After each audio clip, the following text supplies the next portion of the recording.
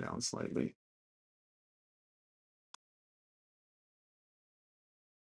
It's live. Yes. We're live and we have contact, I think. So, hello. I see that. I wonder if the time zone is correct on the notification. Yes, it is. And hello, everybody. I'm George, the Antique Nomad, in case you just stumbled in here. And welcome to everybody, new and old, who are viewing this. I see Les in Stumptown and I see Twist of Fate. Hello there. It's nice to have you with us. I was doing a live earlier today at a flea market here in Guaymas, Mexico. Today is my YouTube day.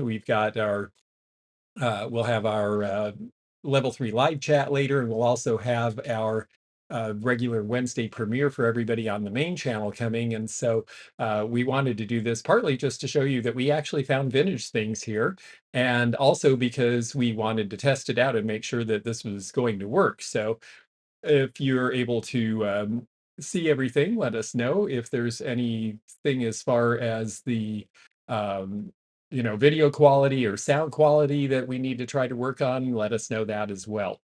Teofane, hello, good to see you. Empty Nesting Maria is here. That's great. It's nice to see you folks. I'm going to let a few more people jump in the chat here. I am not sure who all to expect. This was sort of an unexpected thing, but it was unexpected because we actually found things at the flea market. So our first vintage buy in Mexico. I have never actually gone shopping for antiques and vintage in this country, and so it was a pleasure to go to a flea market where they had some. Alicia, hello there. Gina, hi, nice to see you. I am going to do a little haul video here and show you what we got at the flea market. Some of you folks actually saw that live earlier today, and so you may have seen me pick these things up. Beth Kemper, hello, nice to have you here. And I think Mexican pop culture items can be really fun. Mexican movie posters and lobby cards, they really are cool. I haven't seen anything like that yet because where we were was an outdoor flea market today. It's the second one that we've been to here.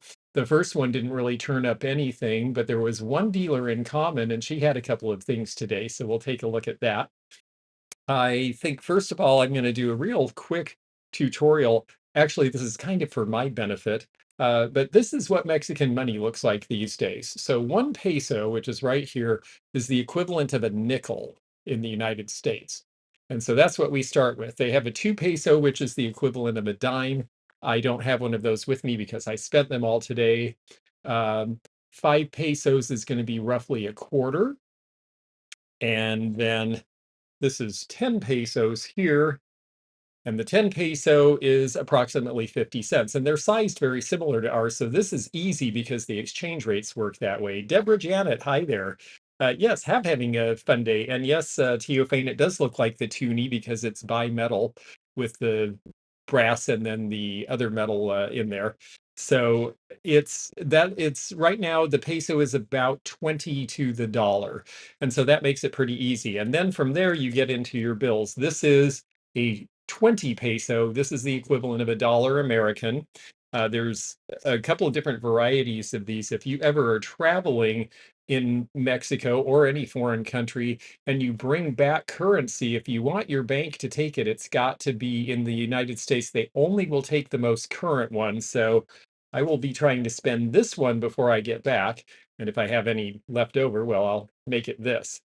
The silver and gold together is pretty. I have to say, other countries have way more interesting money than the United States. We're starting to put a little of color into ours.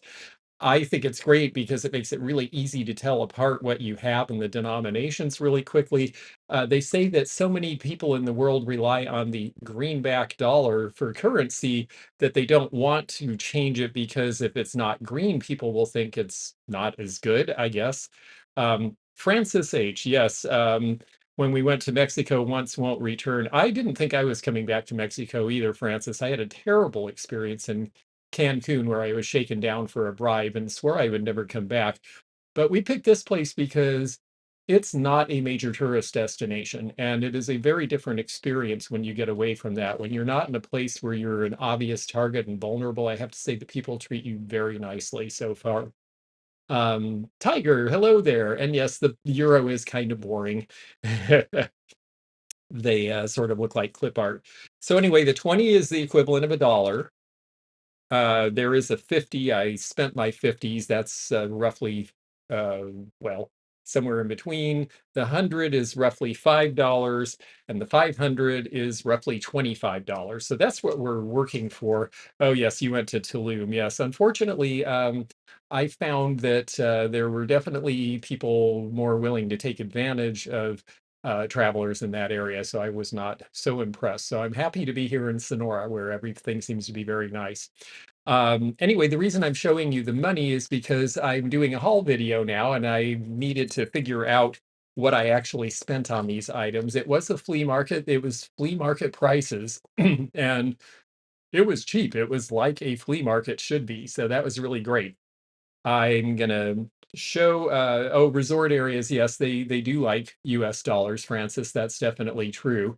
But you know, as far as I'm concerned, well, I want to work with the local folks and flea markets and such, and so I want to have local currency. So I always get some broken up. Um, one of the am I stopping in Arizona on the way home? I don't really know yet, Tiger. We haven't quite figured out which way we're going back, whether we're going through there or Texas. So that remains to be seen. Um, anyway, and let us know where you are in Arizona when you get a chance, because if we get that way, we'll say hi. Okay, so the first thing I'm going to show you, this is a piece of treasure craft. And yes, treasure craft was distributed. And of course, people went on vacation also and brought pieces down. So this is from the Petrified Forest. This is the butterfly pattern from the late 1970s. They did butterflies in the early 70s. And then when they started doing more transfer wear instead of hand-painted items, they came up with this transfer. And it's attractive. It's a tourist item because they were selling a lot of tourist items then, and it's done on a pottery craft blank. So it's very hard to see, but right there you see PIC, which was the pottery craft mark on these little vases. These were originally done in stoneware, and then they started doing them in earthenware as part of the treasure craft line. Oh, you're in Mesa, Tiger. That's right. Very good. Okay, well, if I get to Mesa, I'll definitely look you up. Um, so this is just a cute little piece. I paid $1, the equivalent of, and they sell for, oh, about $6 to $8. They're not any big deal, but I like treasure craft. I wrote the book on treasure craft, and I'm planning on eventually doing a tutorial slash sale of treasure craft items. So I thought that would be a good little piece to have. Petrified Forest is in Arizona, and I had an interesting experience there. It is very interesting to see ancient logs fossilized into fossil rock. And I realized they don't want people to take the pieces of rock because then the petrified forest disappears. And they had a lot of trouble with that. But it was really annoying to me that every display in the National Monument headquarters was about these terrible people who took the things and then they felt bad and then they sent it back. And here's their letter talking about how shameful it was. And I just thought, you know what? I got it. Just put up a sign that says, leave the stuff alone. That's all I needed. So that's unfortunately is my memory of the petrified forest. Okay, let's see what else we have here. Well, one of the real reasons I went to the flea market was because I forgot to bring sunglasses with me. And on a table with a bunch of other stuff I'll show you here in a moment, they had these. And I have weird sunglass fetish. I actually am a collector of strange sunglasses. I have a really cool pair from Japan from the 60s where the top flips up and they're sort of cat's eye looking. And I have ones that are round and diamond shape. And so I had to get these because they're just ridiculous.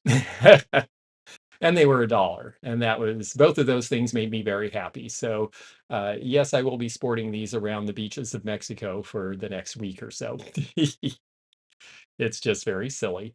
Um, the anyway, those are my new shades, and I'm sure that I will get a few strange looks, and frankly, I don't care. I have one of those big noses where actually I wear sunglasses pretty well, much better than I wear hats, even though you see me put on a lot of hats.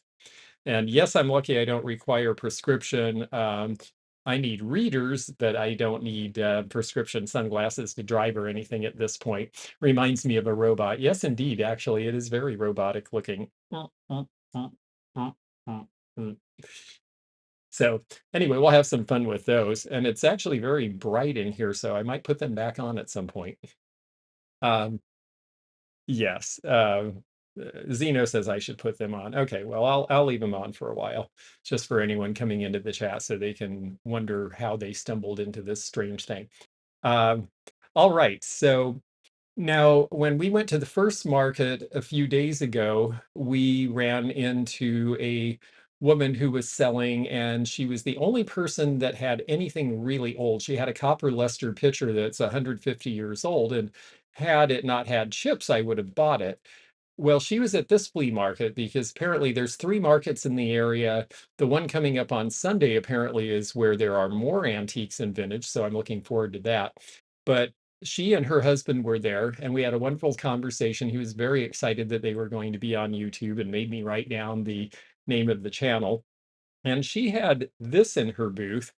This is a cream soup bowl. Now, not so many people do the cream soup and all of that, but these days. But the reason I got it is because the mark on the bottom says this is Lambert and Sterling china made expressly for United States lines. And what that means is this is steamship china, just like railroad china and restaurant ware. This is from the 1950s. And that is the reason that I picked this up, because people really like anything to do with steamships, railroads. They always sell for a premium. This cost, let's see, I think I do have to take these off, or at least put them up here, because they're a little large for me to look through here. The Let's see, the little bowl here was, let me find it on my list. This was the equivalent of $1.25. I found one on eBay that just sold recently, and it sold for $15. It did have the saucer with it, but it went for 15 plus shipping. So I think that was a nice little buy. And it's a fun pattern with the stars on it. All of this dinnerware had the stars around because that was the flag that they flew on their line. Ruthie Bronkema, it's great to see you here. I haven't gotten to see you for a while, so that's great. And Deborah and Elderly Poodle, the petrified forest story wasn't anything amazing. It was just that I went to the petrified forest, and it's really cool to see the big old logs made, that have turned into stone over the years. But the whole display is all about, I understand people are not always the way they should be, and people for years were taking pieces home as souvenirs, and the petrified forest was disappearing. But when you go into the display there, it hardly talks at all about why these amazing things are there. All it talks about is all the horrible people who took things and then they sent them back because they felt bad. And here's a piece of the petrified forest with a letter from Susie in Flagstaff who felt bad and sent it back. And I mean, it just was really oppressive after a while. It made me want to take pieces from the petrified forest, which I didn't, but I have to say, it kind of chapped me a little bit. I wanted to, I love that it has 2 handles too. Yes, the cream soup cups are great. I mean, part of the idea is that you're shipboard, right? And so you're being served bouillon. And so, yes, you might eat it with a spoon, but you might be rocking back and forth a lot. So you could daintily sip it this way as well. Now, these two I just thought were fun. They have a fun modernist aspect. They're 1990s. They're made in Mexico by a company called, and you will not find these on eBay because nobody really has sold any of these on eBay. But this company is called, let me make sure I get this right. Let's see, I'm having trouble reading this now. Maybe I do need sunglasses with a prescription. And Visa, that's right, and Visa. There were several Mexican companies that made glass and started exporting to the United States in the 1990s. Crissa was one. You could buy those at the Corningware stores back then. But I just thought they were really fun. The colors are bright. And I thought, well, we'll get 2 because they're together. They cost a whopping 25 cents each. I just had to go ahead and grab those. Now that we have light in here, it's actually getting a little warm. Let me take that off. The other thing I got from the gal who I had met at the other flea market, who was very nice, Carmen and her husband. they had these, and I thought these had such a great modernist look. And I thought, that doesn't look brand new to me. And it turns out they're not. They made these in Japan first and then in Korea. These are 1980s, so they don't have the high value of Dansk or some of the designer pieces. It does have a Korea label on the bottom, though, as you'll see here. I think we're getting that in focus. Maybe, there we go. I need to get it in front of my face. So these are cast iron. They have a real modernist look to them. I found a pair that sold on eBay. These cost, let's see, these were $1.25 again, the equivalent of $1.25. And they sold recently on eBay for approximately $20 plus shipping, which is about what I figured when I picked them up. So I think those are neat. They'll probably go to my shows in Florida. In fact, actually, a lot of this will, because that's where I'll be headed when I resume selling again. For the holidays, I needed a break, and so my sales right now are all real world. If you're in Washington State or Florida or Kentucky, I've got a lot of stuff packed into my malls because that's where it is, because I'm not doing live sales and stuff. We did them last year. It was great fun. Then we were hit by the tornado. That wasn't too much fun. And I decided this year I'm going to take a break in December. Jan Goodwin, hello there. Nice to see you. And so, are we having fun? Yeah, we really are having fun, Ruthie. This is a nice area. It's got wonderful beaches. We're staying in Guaymas, which is the main town, and has a fishing tradition. It's where the center of government and all that is. There is a tourist town, San Carlos, on the next cove about 12 miles away, which is a very pretty place. And so if you want the tourist activity, you can go there. And we've done some things there. There are some things here in Guaymas too. There's also nice beaches here. There's a dolphinarium. I always think of Cat the Nurse Flipper every time we go by. There are dolphins you can just see swimming in the ocean. There's pelicans here. I love beaches, so it's just great. I haven't been on a good Pacific beach in a long time. Crazy May Stash, well, hello. I'm glad you caught us live too. And Blue Feather, hey, there we go. Hey, Heidi from Rosie's Auction House. Yes, we are having fun. The physical space in Washington closest to you is Tower Avenue Antiques in Centralia. I'm also at Epic Antique in Seattle, and I am at Snohomish Star Center Mall. Daniel, hello there. All this talk about petrified wood is upsetting Loretta. Well, gosh, so many good jokes I could make, and none of them are appropriate. So we'll just pass that by. Yeah, we did deliberately not stay in the tourist area. We actually rented a nice little house. They have like little row houses here. It's very clean. It's very modern. It's in a nice neighborhood. It's accessible to beaches and tourist things, but we really wanted to have a little quieter experience and a little more authentic experience. So we're going to the markets and we're buying food and preparing it, and we're doing that sort of thing as opposed to just laying on a beach. I love the beach, but we've been hiking. We went to a wonderful canyon. I think we've shown some pictures of that. We've been to some really wonderful vistas. We've been to the markets a few times. We're going to go up to Hermosillo, and a lovely viewer who happens to just be down visiting her aunt and uncle who live here is going to meet us and take us around and show us some things there. So we're really having a good time. Mars Anderson, yes. Baja, a lot of Baja is really great. I grew up when I was very little right near the border, and we would get into Tijuana. And Tijuana, that's a rough place. And I have to admit, it jaundiced me about Mexico for a long time. I had a very negative view of Mexico because of border towns. Border towns, it almost doesn't matter what country you're in, they attract a certain type of person who is wanting to live off of the cross-border trade and tourism. In the case of Mexico, of course, we know a lot of people from here, but really more other parts of Latin America are trying to come up and come across and work in the United States, and we've never seemed to work out an arrangement for that. So, there's lots of trouble with all of that. And because of that, people who are there are vulnerable, and so it attracts bad people because they can take advantage of vulnerable people. That is why we came here, because this is 4 hours south of the border.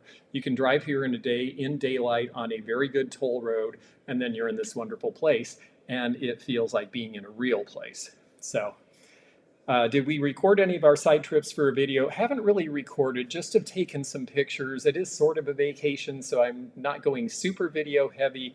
We are going to try to do some recording in Hermosillo. Hopefully we'll be able to go where the big cathedral and some of the really old, interesting Spanish colonial things are and be able to video that. There's also a big market there. So yes, TJ is rough, absolutely. Catherine, hello, nice to have you there. Let's see, my space, Catherine, is space number 144. Everywhere that I sell except Snohomish is 125, and in Kentucky it's 107. So, but they all know me, and if you ask for my booth, you'll know if you're finding something from me. Pamela 13, hello, nice to have you here too. I see some new folks getting in here. So let's go on with the stuff we found at the market today. I got two of these, and they're brand new in the box, and they're quartz watches, and you think, well, that's not too remarkable. When you look at them up close, what you see is you see a Pontiac GMC mark on there. And of course, Pontiac is not made anymore. Pontiacs have been discontinued since about 2009, 2010. I'm starting to pick up anything that is orphan cars because I know I drove Studebakers for years. As time has gone on, the things that were sales manuals and premiums and stuff for Studebaker have gone up in value because they are no more. Pontiac will be the same way. Pontiac's well known for the GTO and a lot of really famous cars. It's funny when you look up close, I had to look with a magnifying glass, but this actually says Peoria Pontiac. So I don't know if there's a Peoria in Mexico. I have a feeling these came down with somebody for some reason, but there were two of them new in the box, and they were a whopping $1 each. So I will probably put one out to sell now to see how it does, and I will probably keep one for some period of time while we wait for the market to catch up to the notion that, oh, things related to Pontiac are of value. I've seen some Pontiac quartz watches, a little bigger design than this, but not really very different, that are already selling between $25 and $45 a piece. So I was happy with that. The funny thing I did not know until I bought these today and looked them up on eBay is there apparently was a watch company called Pontiac as well. So there are wristwatches that say Pontiac that don't have to do with the cars. So that was something to, and yes, a buck a piece. Yes, this was a real flea market. The prices were great. I have to say, they were really flea market priced, and it wasn't just because of the exchange rate. It was because it's a flea market and they're just selling stuff to make money. And I have to say, and thank you, the prices are fantastic. Somebody asked when we were doing the live earlier, oh, why aren't you negotiating? You know what? It's $1. I'm in Mexico. There are people here who $1 is really meaningful to them because the cost of living is a third of what it is in the US, but the average income is 1/5. So there's a gap there. And I figure if these prices are really reasonable to me already, and I'm going to make a bunch of money, I mean, I have my list here. I spent $24 total, and I expect to get approximately $240 for what I bought. Why would I want to chisel them out of an extra few pesos? I mean, they're resellers too. There's a certain level of respect. And I have to say, I know Dr. Lori feels differently. She always says you should have asked for a better price. But I have burned myself by asking for a better price on something and having them look at it and go, oh no, this is nicer than that. I think I'm just going to put it aside and not sell it to you. So you take a chance when you're asking for a discount. So you really have to think, you know, if it's a question of I can't really make enough money on this, then I'm going to ask for a discount. But if it's super cheap anyway, I mean, come on, let's be fair, right? Becky C, I'm with you too. That's great. So there were a lot of clothes there. I have to say the first market was all clothes and toys, and that was it, and some fruit and vegetables. This one had more housewares and some vintage things we could buy, including this next piece, which is a clear piece of glass. And I know right now clear is not the thing, but look how beautiful this etch is. See the bow knot on there? And look at the flowers and the pattern and the interweaving of the bow knot. This is a pattern called Fostoria June, and it was sitting on a table where everything was $1 each. And I knew in the old days this would have been about a $20 piece. Now I know that market is not what it once was. This is elegant depression glass. It's very thin. It's very well made. It rings like a bell. And it has a nice little stem here. This was the sort of thing you got in the Depression if you had money. If you were still making money, or if you were buying it for a bride. The reason it's called June is because of June brides, and that's why the bow knot. Bow knots were a very popular pattern in that time, and this is basically something to look like something you would have as a young bride, and that's who a lot of young brides registered for this pattern and got whole sets of it. So there's entire dinnerware sets of this. At one time, this was one of the most desirable of Fostoria's etched patterns. I knew it didn't sell nowadays for what it used to by far, but for $1, I knew it was still something to buy. And it turns out these go for about $7 or $8 each. Now, older dealers who used to specialize in this will say, oh, it doesn't sell for anything anymore. I remember when I could get $20, but they weren't paying $1 for this back then either. They were paying $8 and $10 to make $20. So to pay $1 and get $8, this was worth buying. And they're really beautiful. If you think about, I don't have any colored liquid here I was going to show you, but you can see the pattern against the dark background there. But think about filling it with something. This was a water glass originally, but nowadays people might use this for wine. Think about filling that with red wine and the way the dimension will pop out on that pattern. I just think it's really great. I see, Jan, you said you have the sugar and cream in that pattern. That's great. Sugar and cream just sold for about $25 recently on eBay. So there are still collectors for these pieces. Controversial opinion about Dr. Lori perpetuates the practice of nickel and diming resellers. Well, yeah. I mean, I understand she's not a reseller, so she's not looking at it from that perspective. She's looking at it from the perspective of my buyer, my collector, my resellers I'm trying to teach. I want them to get a better deal. So I know where she's coming from, but I think if she had to live the life of a reseller, she might have a different opinion. Star Lacy, beautiful, I love clear. I guess I'm old-fashioned. I think that's wonderful. It's just such great stuff, and it really is going begging, and it certainly could go. Or as Elderly Poodle said, you can use it for green Gatorade. That's the nice thing. At the prices nowadays, you can afford to set a pretty elegant table for not a lot of money these days. Let's see here. Yes, yes, it's George Day. Yeah, this is my big YouTube day while we're down here, that's for sure. I wanted to show you the next two things because these were probably the best deals of the day. One of them was a fantastic deal, and then it turned out to be just a good deal because it's got one little chip on it, but that's okay because it still was well worth the price. So I got this piece.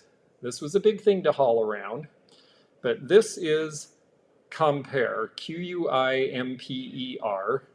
And yes, I've heard people call it Quimper, but it's Quimper. It's French, and I'm sure the French would pronounce it more specifically and beautifully than I did. I am not a linguist, but it's all hand painted. Now, this is not a super old piece. And Gina, I'll try to remember your question. It's not a super old piece, but it is a really nice piece. And here is the bottom, and the mark is rather faint, but it is HB en Roi, and it is the Quimper France. And, you know, this one isn't wildly old. They do still make this stuff. Now, this piece, unfortunately, you know, you're at a flea market. I was filming. We met a lovely lady named Linda who just tried to call on my phone, so she's going to have to leave a message because that's what I'm using for my camera. But she is an American who lives down here. So I failed to notice that there was this little chip, and that will devalue it. Because of that, it's not a huge chip, but chips matter to me. I will probably sell this somewhere in the $40 range rather than the $100 range that it would go for if it was perfect. A yellow one just sold for $179 of the same vintage. And it's just good stuff. We are starting to see European cottage style decorating coming back into fashion. For you level 3 members, we will have a talk tonight, and I'll be talking about 2023 decorating trends, and that is one of them. So I think the timing is good for this. Um, and uh, and Mars Anderson, yes, people definitely collect it. I I think that this piece was the winner. Now they had other pieces. They did some of this in metal. They have Portuguese knockoffs that were made of this, so I always look for the French label. But this little tray here, trays this size sell for about $40 or $45 also. I got the two pieces for, drum roll please, $12.50. So I thought that was a fantastic deal. And it seemed like something that was a little elevated for a flea market and kind of jumped right out at me because it didn't seem like something I would expect to be there. So that was a lot of fun for me. As far as jewelry, I know a bunch of you are mentioning jewelry and asking about jewelry. I definitely have been looking for joyería, I think I'm saying that right, as they call it here. There's wonderful jewelry made in Mexico, especially vintage pieces of sterling, even new pieces of sterling. There's a place here in Guaymas that has a pearl farm and cultured pearls, and they set some of those in sterling, and they look just beautiful.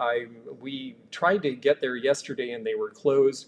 They do tours where they actually talk about how they culture the pearls, how they make the jewelry. I'm hoping that we'll be able to get to one of those, and if they'll let us film, I'll share that with you because I think that would be a very interesting thing to see together. But the jewelry that I have seen so far here has been all brand new at these markets.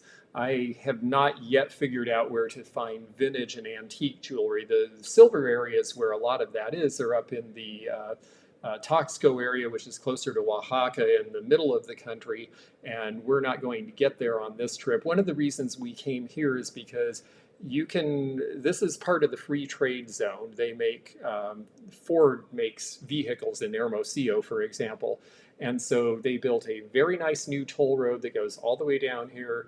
It's a good road, it's safe, you don't have to worry about anything happening to you, and you can bring your car. You can't go much further into the country with your car if it's from the United States unless you pay an import fee. So we're sticking to where we can go that does not require that for this trip. Um, let's see, yes, joyería. Thank you, Bree. Thank you, thank you, thank you. It's nice to see you, by the way, Bree. And yes, joyería. Okay, very good. If you see the video we did earlier, I had to explain to several of the vendors mi español es malo, and they laughed and they tried to speak in English as much as I could and vice versa. But I bought a couple of things from people who didn't speak a word of English, and I didn't speak enough Spanish to really communicate. It's funny, you know, the nice thing is trade, it's numbers, it's this much, you learn your numbers, you do your business, and people, you work it out. So that was an interesting thing for me to find out because it would be fun to travel to other foreign countries and also experience what it's like to shop in their markets. And so, you know, you just make it happen somehow. Let's see here. So yes, I blend my German pronunciation into my Spanish, and that means nobody can understand it because my German is also very pidgin. So, so one last thing I got was this, and I got a kick out of it because one of my viewers from Norway happened to tune in right as I was buying this. This was the last thing I bought, and it was partly because I needed a bolsa or a bag, but also because I like buying and selling these kind of bags. This is Scandinavian Air Service, and I like these old airline bags. They were given out by the airlines back in the 50s, 60s, and 70s. Railroads did these too, actually. And it was something that you could take, it advertised for them, and then you could carry this on the plane, and it was extra storage. There are people who collect these, and particularly up in Seattle where I sell, where Boeing is a huge industry, and there's a collectors club that is nothing but aviation collectibles up there. So I always look for these sorts of things. This costs 70 pesos, which is approximately $3.50. They sell for about $20, and it was convenient. And yes, I like that bag too, Mars. Flojo, hi, it's nice to have you here. We are just starting to wrap up here, but I've been doing a little haul of things that I got at the market. I'll get this wrong too, but it's Tijuenas de Centro del Guaymas, or vice versa. Anyway, it's the market at the center of Guaymas. There's 3 markets in this area, one on Wednesday, which is today, one on Friday, which we hit last week. That one didn't really have antiques or vintage at all. And then one on Sunday, which I understand is where there's more antique and vintage items. So I'm looking forward to that, and hopefully we'll get to share that with you too. Tianguis, thank you. I'm trying hard. It's definitely been a learning curve, even just trying to figure out how to ask where are vintage things. I learned very quickly you do not ask for antiquidades, because in Mexico that refers to antiquities, and it is not legal anymore to sell antiquities. So if you say you're looking for antiquidades, people look at you like, you're not supposed to do that anymore. They're thinking you're trying to get pre-Columbian art and things, which would be wonderful, but that's not legal to export anymore. And so you buy the stuff that already is in the United States, because they're trying to preserve their cultural heritage. So little by little, we're learning these important things as we go. So thank you all. I really enjoyed doing this. I am looking forward to seeing you for our premiere tonight on the main channel. That's at 8 p.m. Eastern, the usual time. And I will be then going live with the Level 3 members for a chat about trends in decorating and collecting for 2023, and how that will affect us collectors as far as what people will be looking for, what things we might already have collected that will maybe come back in style, and what things might be going out of style. So hopefully that'll be useful to resellers and collectors alike.